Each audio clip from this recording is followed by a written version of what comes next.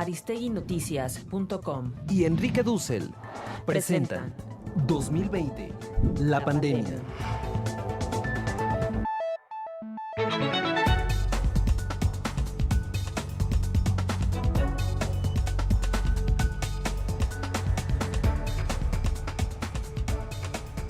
Muy buenas tardes, tengan todos ustedes quienes nos siguen a través de www.aristeguinoticias.com, a través de Facebook, de Twitter, Periscope, y pues les agradecemos de verdad que estén con nosotros en esta edición especial, que es un programa para reflexionar, para pensar y sobre todo para escuchar a voces esenciales como la del doctor Enrique Dussel, quien encabeza esta emisión. Es un privilegio para nosotros, lo hemos repetido en varias ocasiones desde que arrancamos. Es un honor para este sitio de noticias y para este programa tener a don Enrique Dussel y a su reflexión y su pensamiento en esta emisión. Saludo con mucho gusto hoy también al académico Eduardo Mendieta. Él es académico, él es doctor en filosofía de Penn State. Él está enlazado con nosotros desde Pensilvania y le agradezco primero, doctor Dussel, a usted que está con nosotros. Doctor Dussel, es un gusto saludarlo. ¿Cómo le va? Doctor, Buenos días. Doctor Mendieta, nuevamente es un gusto saludarlo y un honor que esté con nosotros, porque sin duda esta va a ser una reflexión amplia sobre el virus y sus efectos en el país norteamericano, en Estados Unidos, donde usted está, y además estas reflexiones de dos filósofos.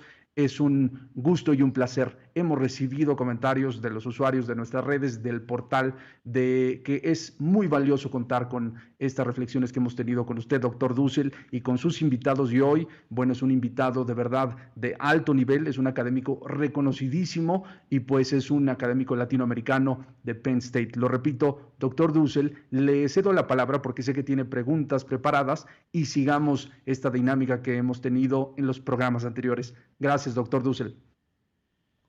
Bueno, muchas gracias.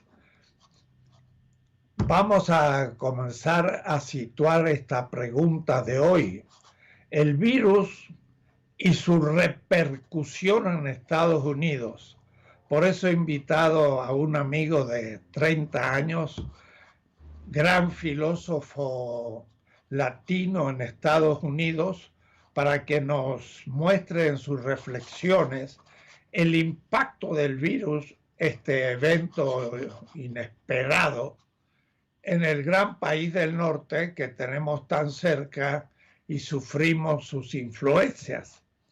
Estados Unidos ha logrado, después de la Segunda Guerra Mundial, una hegemonía mundial de gran importancia.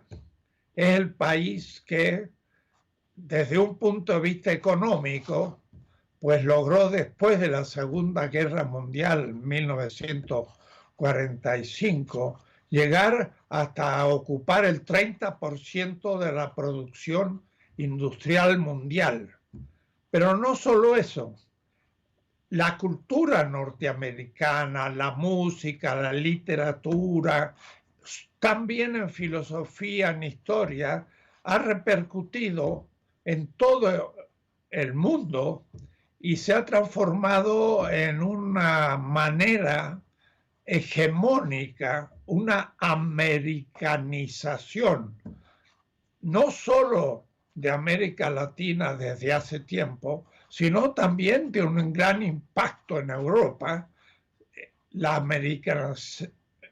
americanización de la vida cotidiana, de los gustos de la juventud, de la moda, y claro, al mismo tiempo su presencia imponente de un punto de vista militar, que la Unión Soviética en su momento significó un límite, pero la crisis de la Unión Soviética dejó más ampliada esa hegemonía. Sin embargo, grandes pensadores como Immanuel Wallerstein, Arrighi y otros empezaron a poner ya en cuestión desde hace años la hegemonía norteamericana en el mundo. Y últimamente, justamente por la enorme crecimiento industrial de la China, se ha comenzado a resquebrajar esa hegemonía norteamericana y ahora le ha surgido un oponente tan poderoso como un país con 1.300 millones de habitantes, gobernado interesante no por ideólogos, no por licenciados en Derecho, sino por ingenieros. Y la China entonces, ahora, por esta coyuntura del virus, ha entrado mucho más en función porque el virus comenzó a expandirse justamente en la China, pero lo atacó de una manera que realmente los demás países de la Tierra dicen: a nosotros nos es difícil competir con China por su disciplina, por la presencia tan fuerte del Estado, que algunos teóricos como Agamben, un filósofo político italiano, muestra que significa también un peligro por la presencia autoritaria del Estado. Y esto en el contexto, en estos últimos días, de un levantamiento racial o antirracista, dado a la verdaderamente imprudencia de la policía norteamericana, apoyada por Trump. De tal manera que a la crisis del virus se le juxtapone ahora, primero en el Me Too, un ataque al machismo o a la sociedad patriarcal encabezada por mujeres. Y luego ahora el problema racial, que da una fisonomía crítica de esta hegemonía norteamericana. Mi pregunta sería a Eduardo, gran amigo de hace años, ¿cómo ve el impacto en esa hegemonía mundial norteamericana en este preciso momento? ¿Cómo ves esa crisis de hegemonía? Primero, querido Enrique, qué placer verlo y poder charlar con usted. Esas preguntas y ese prefacio son muy importantes. Pero antes que todo, me gustaría hacer una observación.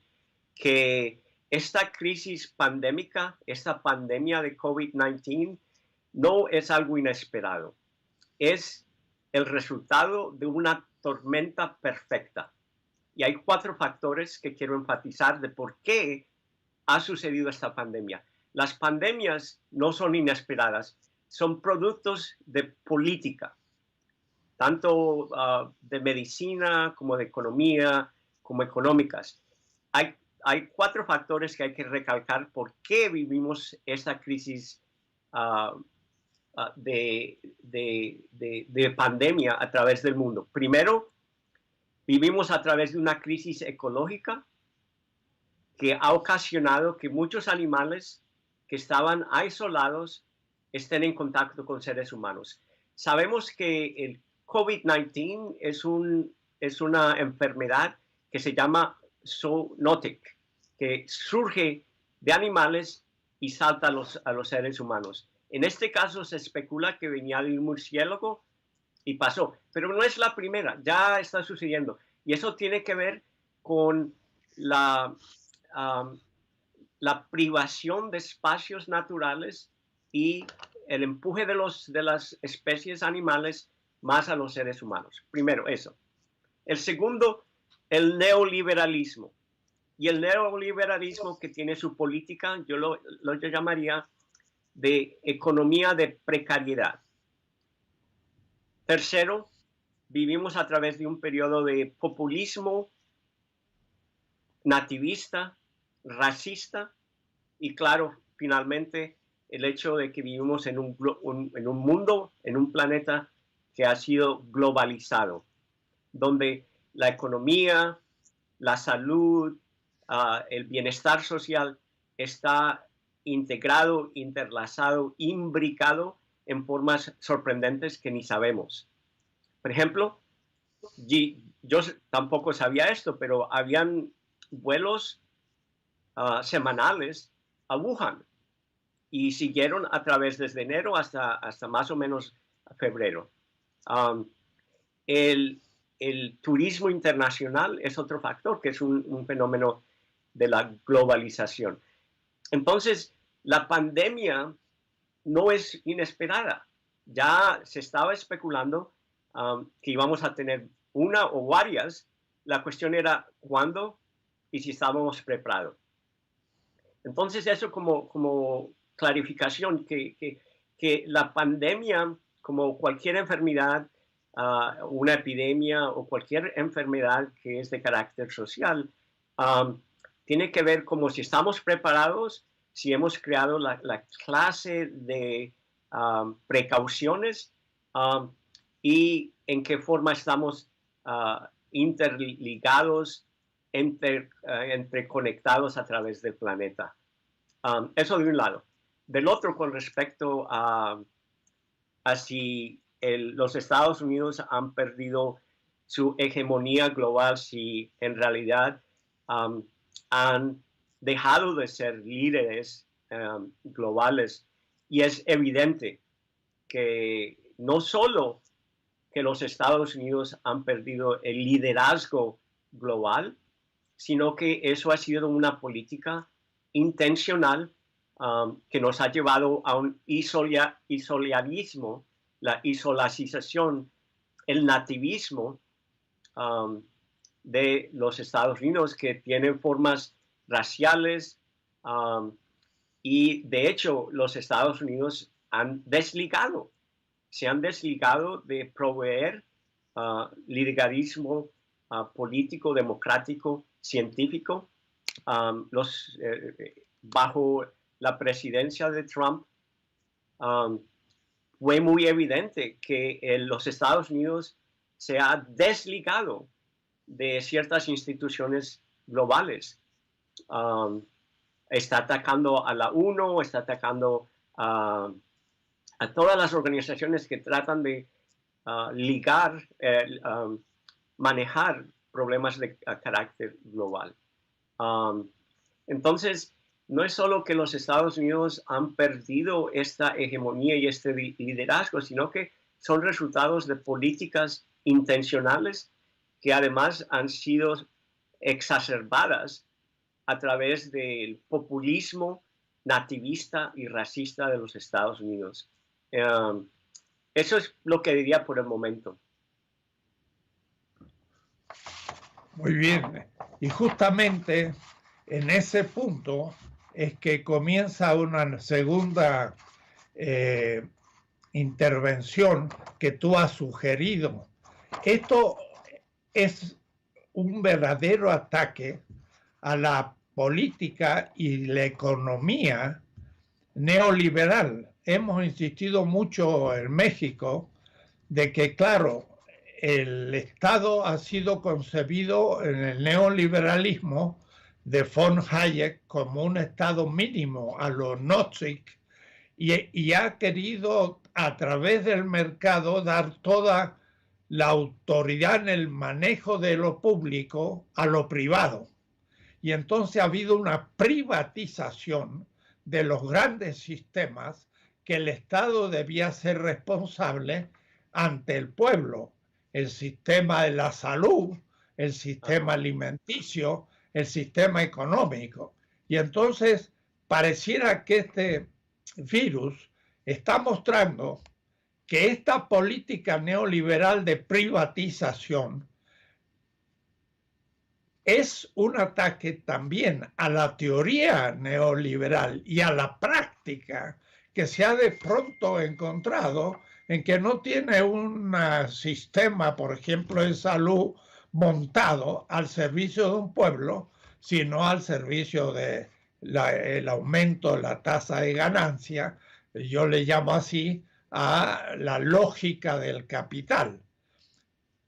¿Qué se ha producido como pensamiento en la crítica al neoliberalismo que Estados Unidos ha impuesto en las últimas décadas en los propios Estados Unidos.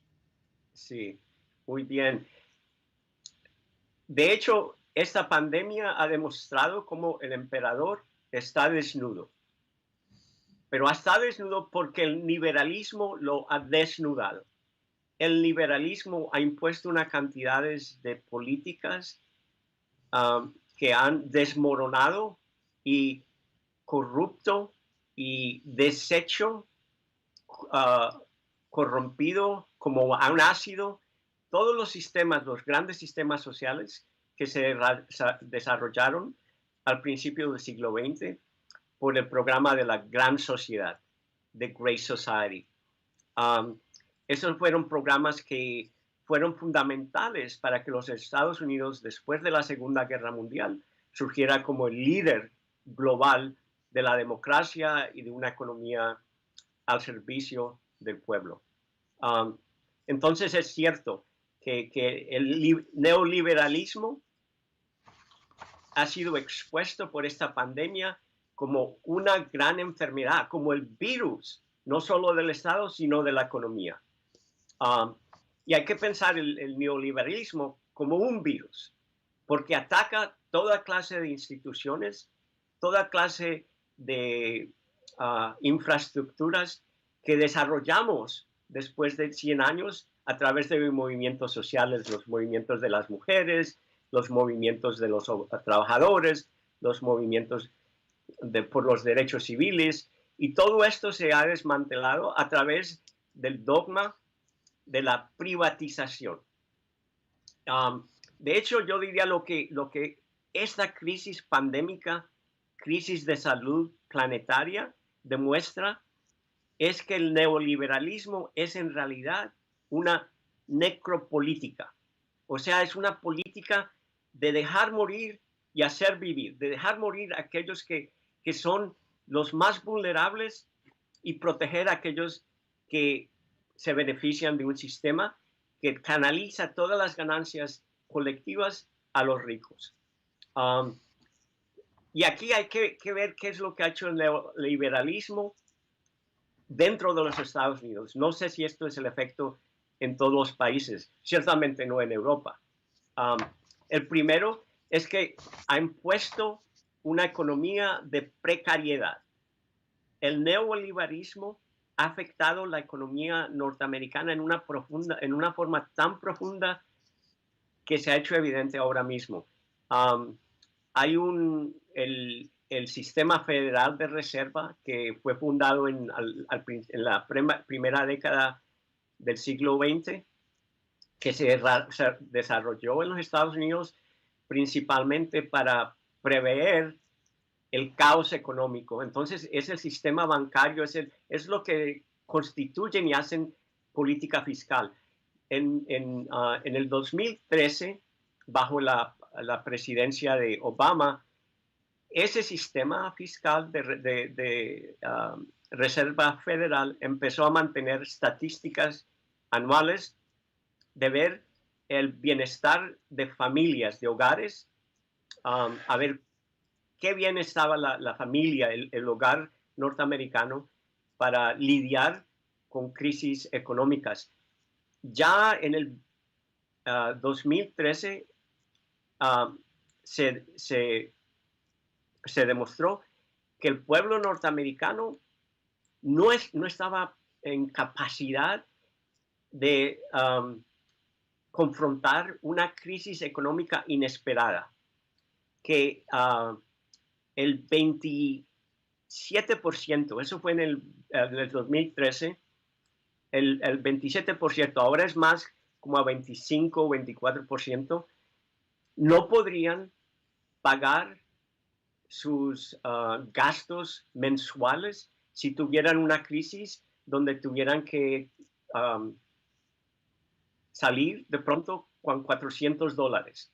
Eso es tremendo, que más de un cuarto de la población norteamericana no tenga los recursos, no tenga los bienes líquidos para poder lidiar con una crisis de $400.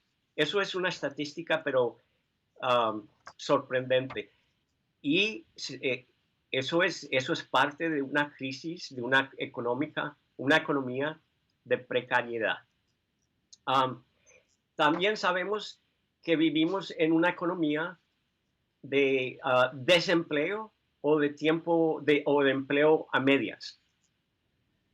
Claro, eso es una de las grandes logros del neoliberalismo, porque si tú tienes un trabajador de tiempo completo, tienes que pagarle el salario mínimo y tienes que pagarle el seguro médico y beneficios, etcétera, etcétera. Entonces el liberalismo ha desmantelado todo eso atacando las unions, las uniones de trabajadores. Vivimos en una economía de precariedad y de desempleo crónico. Esto es importantísimo.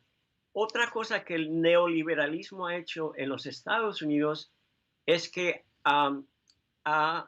se apoya y energiza y hace en un armamenta el racismo. Toda esta economía de precariedad es una economía racial. ¿Quiénes son los más precarios? Los trabajadores latinos principalmente y los trabajadores afroamericanos. Ellos son los que ahora se consideran como trabajadores esenciales, pero a la vez son los más vulnerables. Son los primeros de sufrir no solo de desempleo crónico, sino que sus salarios de mes a mes son inesperados, precisamente porque trabajan en sectores como lo que se llama los servicios sociales, la construcción, los trabajos de temporada como en California, la hospitalidad. Son también aquellos que son los mayores integrantes de lo que se llama la economía gig, o sea, que son autoempleados. Todos ellos, los que ahora estamos considerando trabajadores esenciales, también son los más vulnerables, los que reciben los menos salarios, los que están más expuestos a las contingencias del mercado laboral. Esto es parte de este neoliberalismo necropolítico.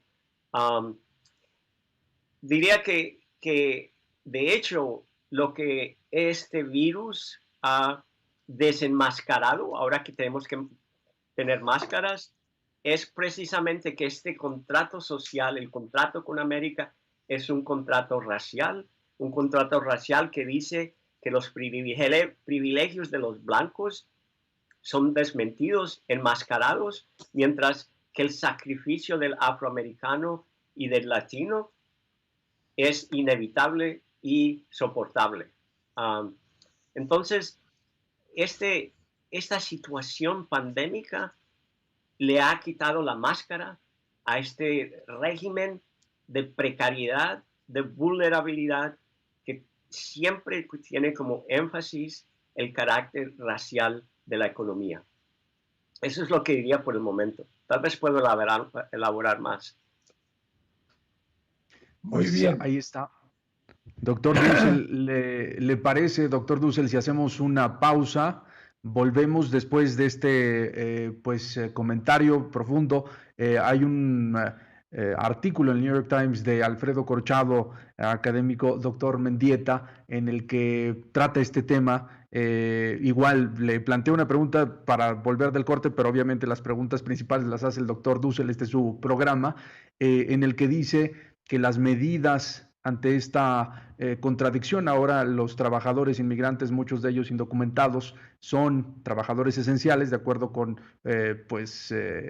ya medidas oficiales, y no se les resuelve la situación migratoria y su vida está ahí en riesgo. Volvemos después de esta pausa y, doctor Dussel, usted retomará esta emisión. Es unos 5 minutos de corte y volvemos.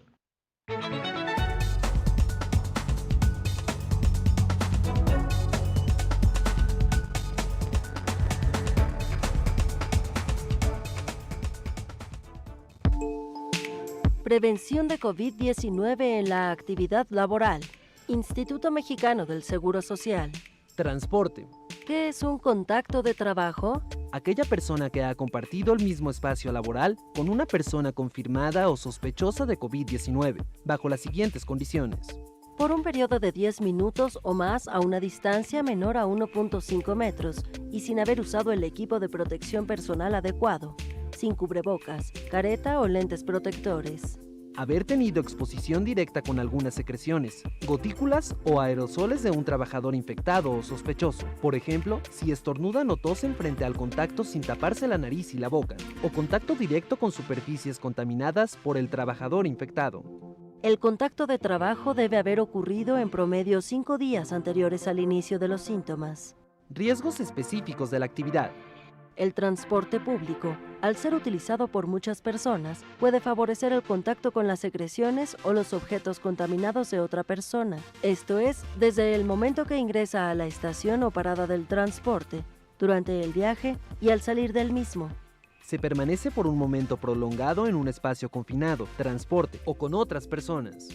Las aglomeraciones en paradas o estaciones.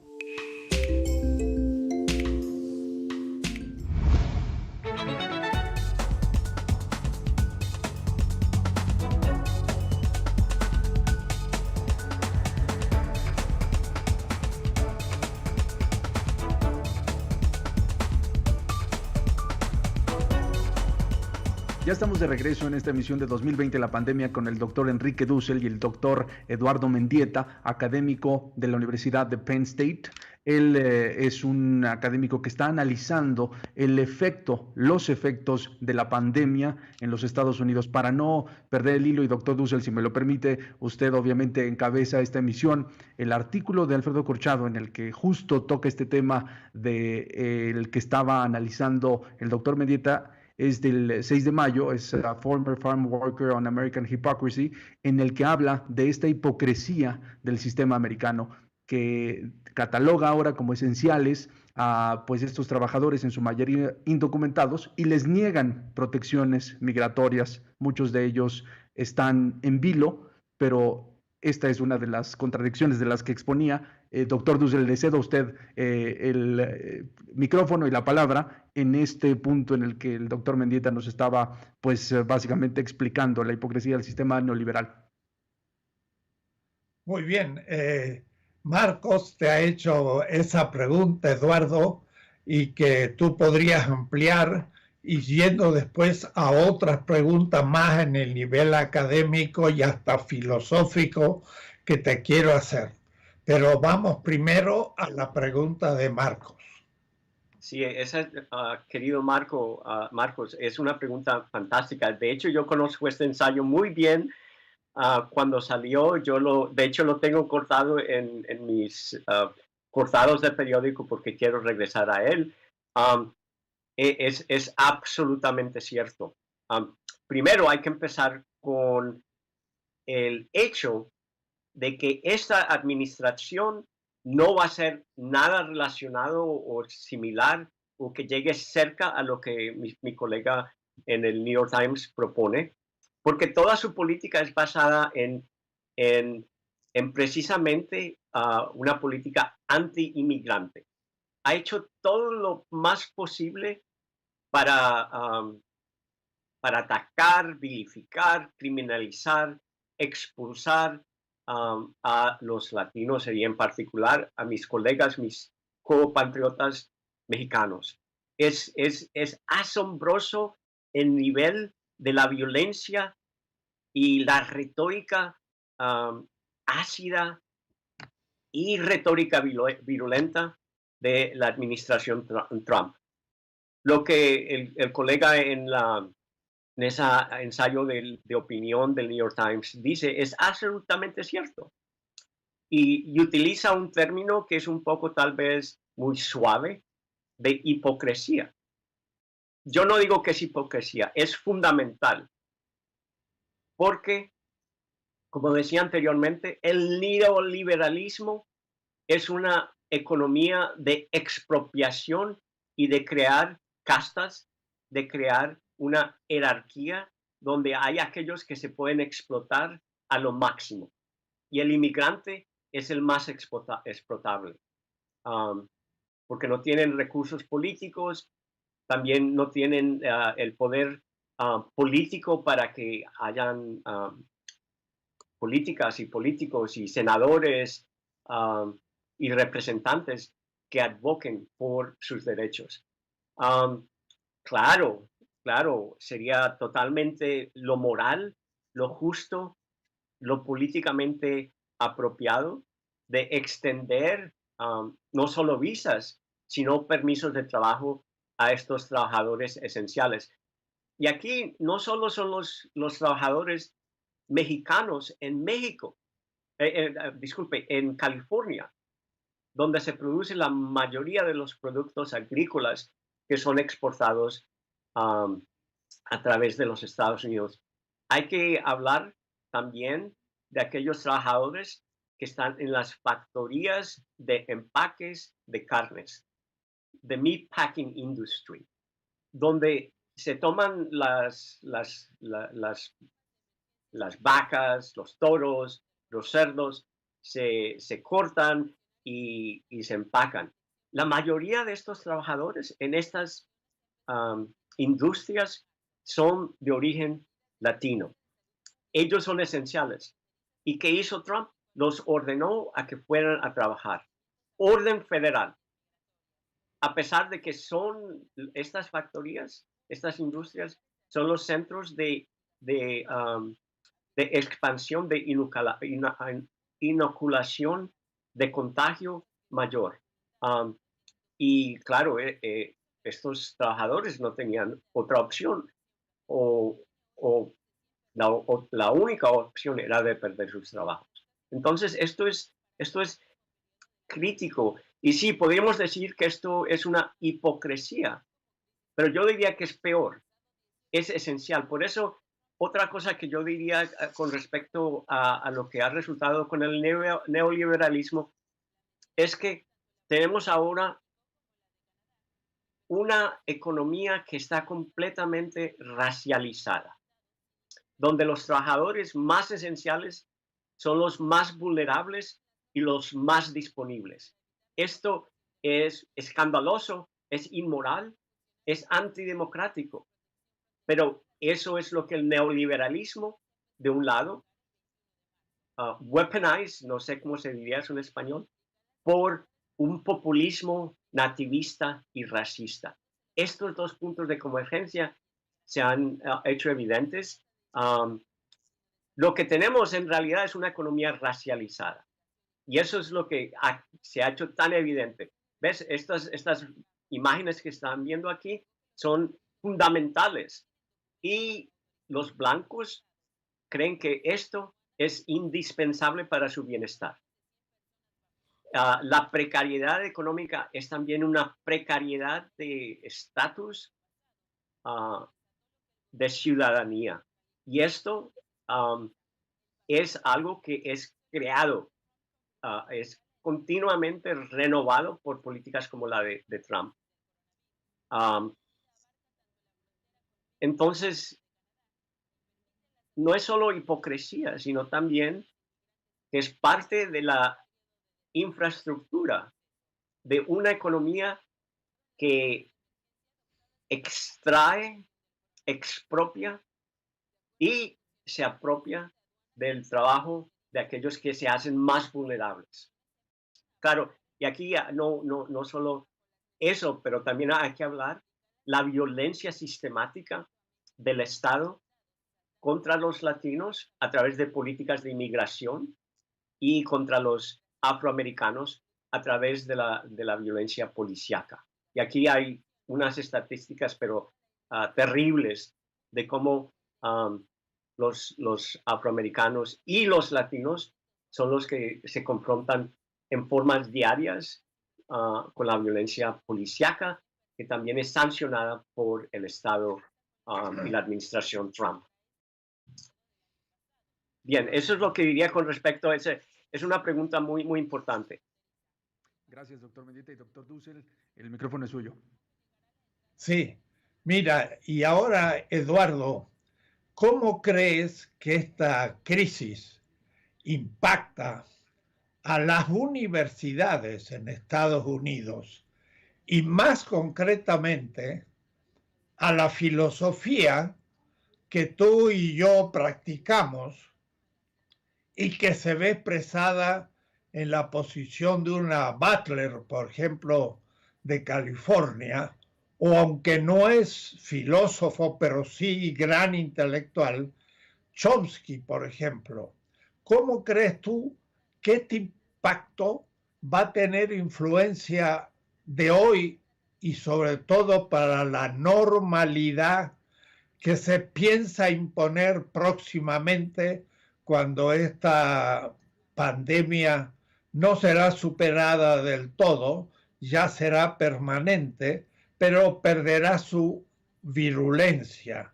Tú como filósofo, ¿cómo comprendes la interpelación de esta crisis a la ética, a la política, a la filosofía en general, y sobre todo como un latino viviendo en la comunidad filosófica norteamericana? Esto va a ser una pregunta más técnica, profesional, pero que espero puedas explicarla a un público más amplio. ¿Cómo tú estás vislumbrando el cambio de actitud ante el mundo que esto empieza a determinar? Sí, es una pregunta muy buena y una pregunta que yo mismo pregunto, me hago a mí mismo día a día, porque hablando de esa tormenta perfecta, uno de los aspectos que no mencioné es precisamente la privatización de la educación pública. Sabemos que los Estados Unidos construyó del principio del siglo XIX hasta después de la Segunda Guerra Mundial uno de los sistemas educacionales más sorprendentes en el mundo. Y parte de su hegemonía política, económica, cultural tiene que ver con el hecho de sus grandes universidades.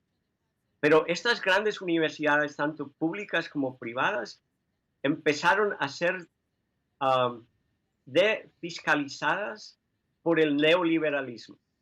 La mayoría de universidades públicas que recibían ayuda tanto estatal como federal se han hecho de verdad en universidades privadas. El caso, esto es evidente con mi propia universidad, que a pesar de ser una universidad estatal, una de las más importantes, más grandes, de gran impacto científico, es una universidad que recibe 15% de su financiación del Estado. La mayoría tiene que desarrollarla a través de grants, de préstamos de fundaciones, de becas, a través de otras fundamentaciones. Entonces, la universidad ya estaba en una situación precaria. No eran universidades estatales, sino universidades semi-privadas, semi-estatales. Por esta razón, este virus ha ocasionado una crisis que va a tener efectos, ecos a través de los años siguientes. Por ejemplo, ahora mi universidad está en debate si abrimos para el otoño. Si no abrimos la universidad y hacemos clases a través del Internet, de la onda electrónica, entonces nuestras clases van a ser esencialmente clases video conferencing, conferencias a través del Internet. Esto va a ocasionar una crisis económica dentro de la universidad, porque la universidad se financia por los inversos de registros anuales de estudiantes. Ya empezamos a escuchar de que hay muchos colegios pequeños, privados, que van a tener que cerrar, porque viven como como el 24% de los hogares norteamericanos de mes a mes, que es un poco sorprendente. Eso de un lado, que el virus, esta pandemia, ha hecho evidente también la crisis económica de la universidad y su vulnerabilidad, el hecho de que está en una situación están siempre al frente de un precipicio. Con respecto a cómo lo veo como filósofo, vivimos en una situación donde la filosofía se hace lo más indispensable. Filosofía política, filosofía ética, filosofía del lenguaje, lo que generalmente se llama despectivamente filosofía aplicada. Y claro, es muy peculiar que una universidad como Harvard o Yale o Columbia no tienen filósofos como tú, filósofos que están pensando los grandes problemas éticos. ¿Por qué? Porque eso es filosofía aplicada. Lo que ellos hacen es lo que ellos llaman filosofía teorética, o sea, filosofía de la mente, filosofía de la matemática, filosofía del lenguaje, pero en una forma muy abstracta. Y lo peculiar es que la vocación filosófica del filósofo práctico se hace mucho más evidente y mucho más necesaria en estos momentos de crisis nacional y global. Con respecto a la posición de alguien como Judith Butler o Noam Chomsky, yo estoy totalmente de acuerdo con sus posiciones. Y entonces lo único que diría es de apoyar lo que han dicho. Claro que el trabajo de Judith Butler tiene grandes repercusiones, como lo que tiene el trabajo de Chomsky, con respecto a su crítica del imperialismo norteamericano. Estoy muy encantado de ver que Judith Butler ha estado filosofando sobre una filosofía de la paz, una filosofía contra la guerra, y sus grandes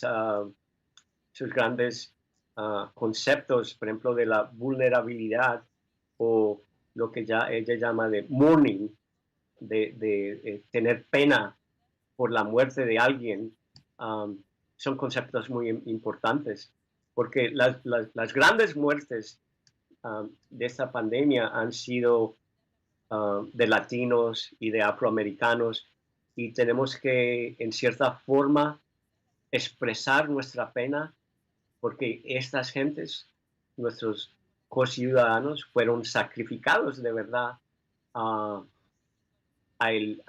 gran ídolo del neoliberalismo.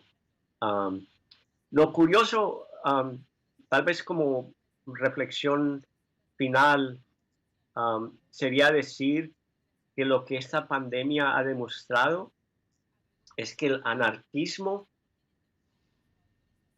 la política anarquista, no es factible. Porque el neoliberalismo lo que hace es desmantelar el Estado para que la economía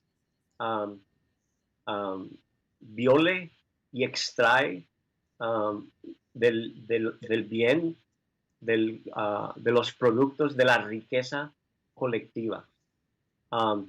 Si no tuviéramos un Estado fuerte que está planeando por pandemias, claro, estamos más vulnerables. Y eso es lo que esta pandemia ha demostrado. Entonces, lo que necesitamos es no menos estados, sino más Estado. De hecho, el liberalismo fue expresado muy bien por uno de sus grandes formuladores, y este fue Ronald Reagan, que decía que el gobierno no tiene la solución a sus problemas, es uno de esos problemas. Y esto lo ha hecho eco la política de Trump. de que dice que hay que desmantelar el Estado. Lo que no se entiende bien es hasta qué nivel tan sorprendente la presidencia de Trump ha desmantelado, ha desmoronado las agencias del Estado federal, precisamente para que sea posible esta extracción y el pillaje de la economía y los bienes populares y colectivos. ¿Bien? Mira, Ahí está. no te imaginas hasta qué punto en estas últimas reflexiones has coincidido con un diálogo que tuvimos en este programa con Álvaro García Linera, un gran intelectual que es o ha sido vicepresidente de Bolivia y ahora en el exilio en Argentina, está como profesor de la Universidad de Buenos Aires. Y hablamos justamente de ese hecho que tú acabas de hablar. Hay un cierto extrema izquierda que habla de que hay que desmantelar el Estado porque el Estado, como pensaba Bakunin y otros, era un problema él como dominación. Pero coincidimos completamente que en este momento necesitamos fortalecer al Estado y aún hace poco un líder principal, presidente de la República en México, habló de que habría que repensar la organización de un Estado benefactor igualitario del pueblo. O es decir, en vez de desmantelarlo, hay que reorganizar un Estado al servicio del pueblo. Y esto, mira, es lo que se está viendo también con respecto al virus. Mira, se habla de la vacuna. Todo el mundo, claro, está buscando la vacuna. Pero es notable. Trump dice que de descubrirse la vacuna, Estados Unidos la comprará quizás un laboratorio alemán para que sea usado primero en los 300 millones de americanos, America First. Ahora, por el contrario, los chinos dicen que están trabajando y el que logre la vacuna debe ser situado como un bien de la humanidad y no de ningún país especial. Es decir, estamos viendo ahí una filosofía política que por una parte fortalece el Estado, por otra parte, en cambio, un Estado que es nacionalista y excluyente de otros estados, y en cambio pensando un Estado benefactor, pero también colaborando con la humanidad. Tenemos grandes temas de filosofía política que este virus está mostrando de lo que tú, claro, indicabas con respecto al artículo del New York Times sobre el tema de el cinismo, yo diría, de una sociedad que habiéndose presentado como un liderazgo ético, muestra un proyecto nacionalista cerrado, egoísta, que contraría los grandes principios éticos. ¿Qué piensas un poco sobre ese tema? Que ya nos quedan pocos minutos, pero si tú puedes elaborar algo en estos 5 minutos finales. El Estado, la ética política. Sí. En inglés tenemos una expresión, the welfare state. The welfare state. El estado de bienestar público. Ese estado fue producto de la gran sociedad, del proyecto de gran sociedad de de las primeras décadas del siglo XX. Ese estado de bienestar público fue construido a través de muchas luchas populares, de los trabajadores, de las mujeres, de los afroamericanos, y claro, de los diferentes grupos étnicos que querían participar en la riqueza colectiva que se había producido en los Estados Unidos. Ese estado de bienestar público es la cara benefactora del Estado como tal. Yo diría que ese estado es lo más importante de los logros de movimientos sociales y políticos del siglo XX. Y decir no a ese estado es decir a las ganancias que tuvieron tanto sacrificio, que demandaron tanto sacrificio. Entonces yo estoy totalmente de desacuerdo con aquellos que dicen, no, el problema es el Estado. No, el problema es necesitamos más Estado que sea benefactor. Por eso decía que la política neoliberal, racista, xenofóbica de Trump es una política de desmantelar el estado de bienestar público. Claro, esta crisis pandémica ha demostrado que eso es infactible, que no se puede hacer, porque entonces todo el mundo está vulnerable y se exacerba los efectos virulentos de la pandemia. Entonces lo que necesitamos es una nueva política de recrear el Estado, es absolutamente cierto, de rescatarlo de una ideología economicista que reduce el Estado a ser servidor de la economía que está construida al servicio de los ricos. Aquí lo interesante es hablar, por ejemplo, la Reserva Federal, el Sistema Federal de Reserva, que fue establecido en la primera década del siglo XX, que era regular el servicio financiero y los bancos a favor de amortiguar la economía. Todo eso fue desmantelado durante las políticas de Reagan, que fue a dar origen en el 2008, y anteriormente, a la gran recesión del 2008. Ahora vemos por qué tan es importante que the Federal Reserve regule la economía. Y por eso es que empezaron a tomar estadísticas del bienestar de los hogares americanos, para entender qué vulnerable la población norteamericana está a crisis económicas.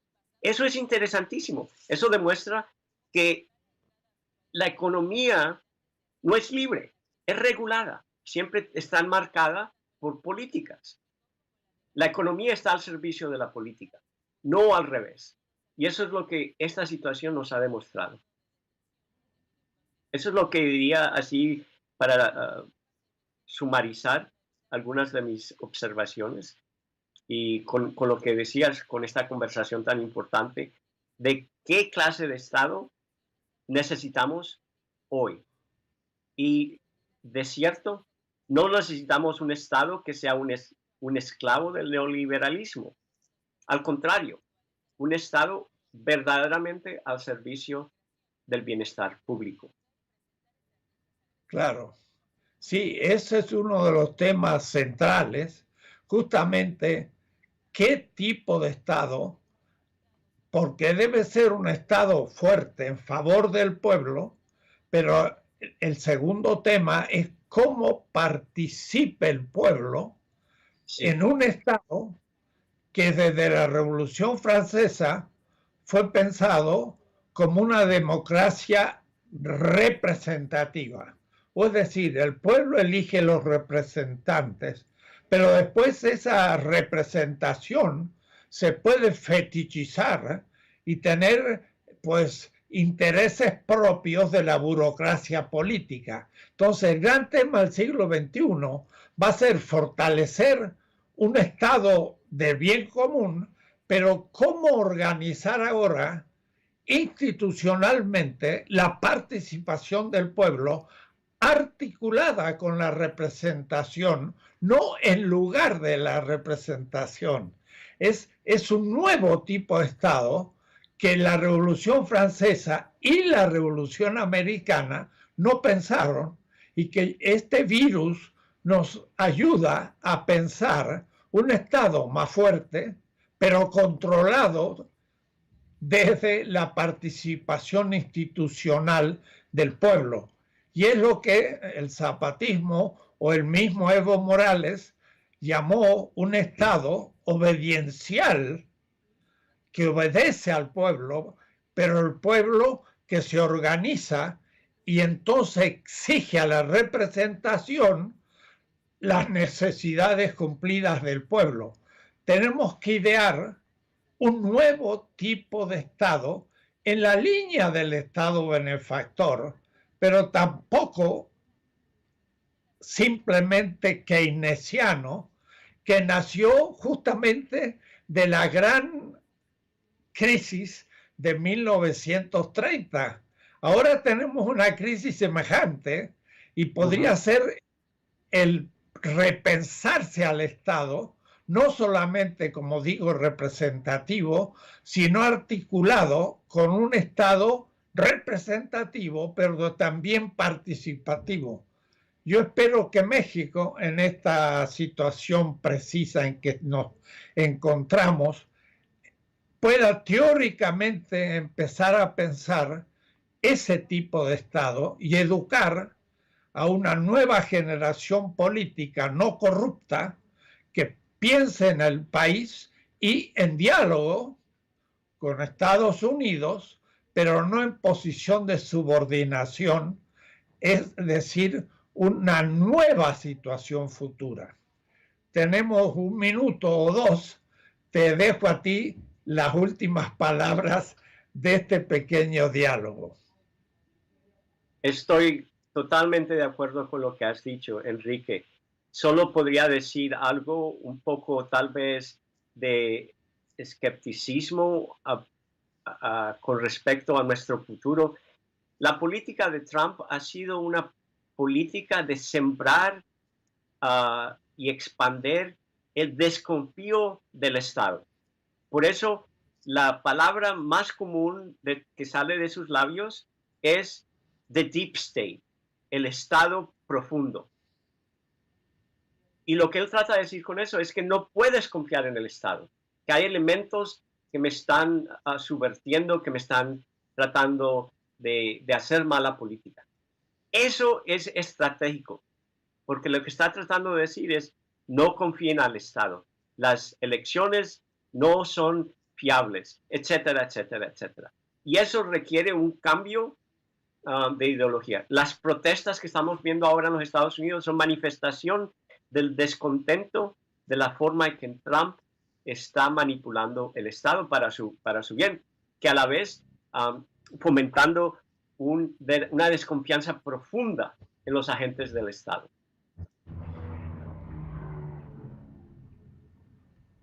Muy bien, pues, doctor.